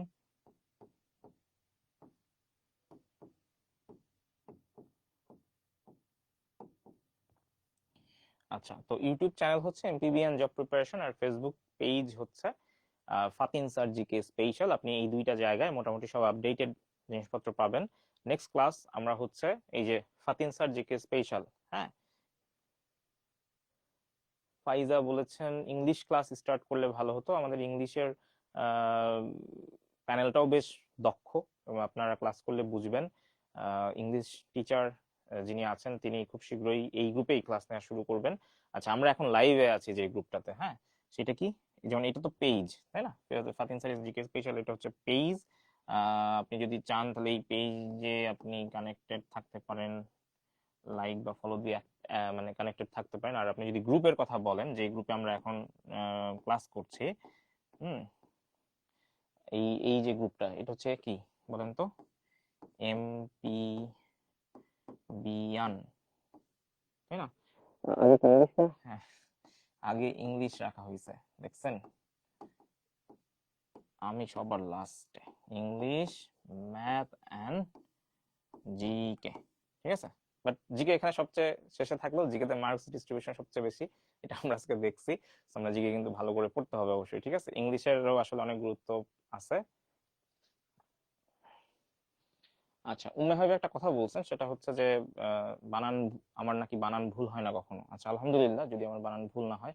হাতের লেখা নিয়ে আমার একটু আপত্তি আছে, বাট বানান ভুল না হওয়ার ব্যাপারে এখানে আমার একটা অ্যালার্জি আছে। আমি আশেপাশে বানান টানান ভুল হইতে দেখলে আমার খুবই বিরক্ত হয়, কারণ মানে আমি বিরক্ত হই, কারণ মানে এই সময় এসে এই বয়সে এসে কেন হলে, আমরা তো আর স্কুলে পড়ি না, কেন বানান ভুল হবে? আপনারাও সতর্ক থাকবেন, বানান যেন ভুল না হয়, কারণ বিভিন্ন জায়গায় রিটেনে যখন পরীক্ষা দিবেন অনেক কাজে দেয়। বানান ভুল হইলেই স্যাররা আসলেই বিরক্ত হয়, আমিও বিরক্ত হই। আমি যদি আমার অধস্তন কোনো কর্মকর্তা বা কর্মচারী যদি আমি দেখি যে তারা বানান ভুল করতেছে, আমারও মেজাজ গরম হয়, ড্রাফট তখন দেখতেই মন চায় না। ঠিক আছে, মাহমুদা সুলতানা জিজ্ঞেস করেছেন এটা প্রাইভেট গ্রুপ কিনা। হ্যাঁ, এটা একটি প্রাইভেট গ্রুপ। ইংলিশ ক্লাস দু একদিনের মধ্যে শুরু হয়ে যাবে। হ্যাঁ, দু একদিনের মধ্যেই শুরু হয়ে যাবে। নুরেন, আচ্ছা, যদি আমাদের ফিক্সড কোর্স প্ল্যান থাকে যে আমরা এই কয়টা ক্লাস করব, যদি প্রয়োজন হয় আমরা অতিরিক্ত ক্লাস নিব, ওটা তো কোনো সমস্যা নেই। আর গ্রুপে তো আপনি সবসময় যে কোনো প্রবলেম সলভ করতে পারবেন। আচ্ছা, নির্দিষ্ট কোনো বই দিয়ে পড়াবো কিনা, হ্যাঁ, এরকম কোনো প্ল্যান আপাতত আমার নাই, বাট আমি অবশ্যই আপনাদের সাজেস্ট করব যেটা আপনাদের জন্য ভালো হবে। আমি যেটা বললাম না, আমি আসলে দেখা যাচ্ছে রাজনীতি, বিশ্ব রাজনীতি বা বাংলাদেশের ইতিহাস, এই ধরনের বেশ কিছু বই এমনি রাখি নিজের কাছে গল্পের মতো করে পড়ার জন্য, এতে অনেক কিছু জানা যায়। আমি প্রচুর ডকুমেন্টারি দেখি, এটাও আপনারা করতে পারেন, ইউটিউবে ডকুমেন্টারি দেখতে পারেন, দুইটা লাভ হবে, ইংলিশ ভোকাবুলারি অনেক স্ট্রং হবে, এবং এক্সাক্ট ইনফরমেশন অনেক অল্প সময় এবং খুবই ইফেক্টিভ ওয়েতে আপনি মনে রাখতে পারবেন, কারণ দেখলে ভিজুয়ালাইজেশন হলে অনেক কিছু ইজিলি মাথায় থাকে। ঠিক আছে, ওকে, ঠিক আছে। তো আমরা আজকে আপাতত তাহলে এই পর্যন্তই থাকি। আর যারা বিভিন্ন জায়গা থেকে যুক্ত হয়েছেন তাদেরকে সবাইকে ধন্যবাদ। নেক্সট ক্লাসে ইনশাল্লাহ আবার দেখা হবে, ক্লাসের শিডিউল আমরা জানিয়ে দিব। আমি আবারও বলতেছি, আমাদের যে এমপিবিএন জব প্রিপারেশন, এটা ইউটিউব চ্যানেল, এখানে আমার বিগত ক্লাসগুলো দেখতে পাবেন। আমার ফেসবুক পেজ আছে একটি, ফাতিন স্যার জিকে স্পেশাল। এখানে আপনি চাইলেই কি সবসময় আপডেটেড থাকতে পারবেন, আমি কবে ক্লাস নিচ্ছি, কবে ক্লাস নিব না, কি সমাচার, সব আমি এখানে জানাই দিই। এবং এমপিভিয়ান ইংলিশ ম্যাথ এন্ড জিকে, এটা হচ্ছে গ্রুপ। এই গ্রুপে সবকিছু আপনি আবার একসাথে পাবেন, মানে ওই যে ইংলিশ ম্যাথ জিকে সবকিছু আপডেট পাবেন এই গ্রুপেই। ইংলিশ ক্লাসটা হবে 2-1 দিনের মধ্যেই হবে, এবং প্রপার একটা প্ল্যান, একটা শিডিউল আমরা দিয়ে দিব, ঠিক আছে?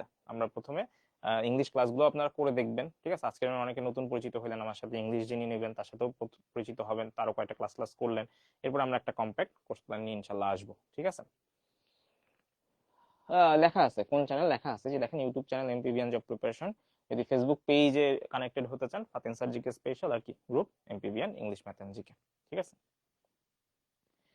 আচ্ছা, একজন শেষ প্রশ্ন নিচ্ছি, যে স্যার আপনি যা পড়াবেন তা বললেই কি হবে? হ্যাঁ, ওইটা পড়লেই হবে, ঠিক আছে? রবিউল ইসলাম বলেছেন, স্যার বিষয় ভিত্তিক পিকচার দেখানো হলে জিকে খুব সহজ হয়ে যায়, সব বিষয়ে পিকচার দেখানো হলে ভালো হবে। এটার জন্য আমি বলবো এমপিভিএন জব প্রিপারেশনে যান, ওইখানে দেখবেন আমি ভাস্কর্যের কোনো একটা যদি প্রশ্ন কোথাও এসে থাকে, যত ভাস্কর্য আছে, মানে ওই অপশনে, ওই প্রশ্নের অপশনে যখন 4টা ভাস্কর্য আছে, আমি 4টা ভাস্কর্যেরই কি ছবি দিয়ে দেখাই দিছি, যেন আপনার এটা মনে থাকে। যেমন রাজশাহী বিশ্ববিদ্যালয়ে ভর্তি পরীক্ষার একটা প্রশ্ন আসছিল, পাবনাতে আমাদের একটা ভাস্কর্য আছে, আমি পাবনা বা রাজশাহী সাভারে যা যা আছে অপশনে যা যা ছিল সবগুলোই আমি ছবি দিয়ে দেখাই দিছি। এটার জন্য আপনার পাবনা কষ্ট করে যাইতে হবে না, ওই দেখলে আপনার কি মনে থাকে। আমি এটাই বলতেছি, যারা আমার ক্লাস আগে করছেন তারা এটা জানেন, যারা করেন নাই তারা ইউটিউবে গিয়ে আমার ক্লাসগুলো দেখে আসেন। আমি সবসময় কি রেফারেন্স ইউজ করি, সবসময় রেফারেন্স ইউজ করি, মানে আমি সবসময় মনে রাখি, মনে প্রাণে বিশ্বাস করি ভিজুয়ালাইজেশন খুবই গুরুত্বপূর্ণ। আমি যত ভিজুয়ালাইজ করে আপনাকে দেখাবো, যত ক্লাস আপনি ওইভাবে করবেন, চোখ বন্ধ করলে ছবি ভাসবে, এইটা যত বেশি হবে জিকে তত সহজ হয়ে যাবে, মুখস্থ করতে হবে না, ঠিক আছে? ওকে। ও ডকুমেন্টারির জন্য আপনি ইউটিউবে নর্মালি কোনো একটা টপিক লিখে সার্চ দেন, ডকুমেন্ট আপনি, একটু কঠিন কিছু না। আর কোনো অফিসিয়াল ইউটিউব চ্যানেল কিনা সেটা দেখে আপনি দেখবেন, সমস্যা নেই তো। হ্যাঁ, এত কিছু মনে থাকবে না, ডকুমেন্টারির এখন চ্যানেল কোনটা ফিক্স করবো, আমি অনেকগুলো চ্যানেল থেকেই তো দেখি র্যান্ডমলি, ঠিক আছে? ওকে, ঠিক আছে, সবাই ভালো থাকেন, সুস্থ থাকেন। আর যেহেতু শীতকাল চলতেছে, ঠান্ডা সবারই লাগতেছে, সিজন চেঞ্জ হচ্ছে, অনেকের অনেক ধরনের পানিবাহিত রোগ বা ঠান্ডাজনিত সমস্যা হচ্ছে, তো একটু সাবধানে থাকি সবাই। আর সবাই একটু কষ্ট করে নতুন বছরে নতুন উদ্যম নিয়ে, নতুন শপথ নিয়ে আগায় যাই, একটু পড়াশোনা করি, একটু কষ্ট করি, ইনশাল্লাহ ভালো কিছু হবে। আমরা নিয়ত করি যেন এই বছরে একটা ভালো কিছু হয়ে যায়। হ্যাঁ, সো সবাই ভালো থাকি, সুস্থ থাকি, ইনশাল্লাহ আবার দেখা হবে, কবে কখন কোথায় আমরা হচ্ছে এই জায়গাগুলোতে জেনে যাব, ঠিক আছে? ফাতিন স্যার জিকে স্পেশাল পেজে জানতে পারবো, অথবা কি এমপিভিএন এই গ্রুপটাতে জেনে যাব, ঠিক আছে? সবাইকে আপডেটেড করে দেওয়া হবে। সবাই সুস্থ থাকেন, ভালো থাকেন, আসসালামু আলাইকুম।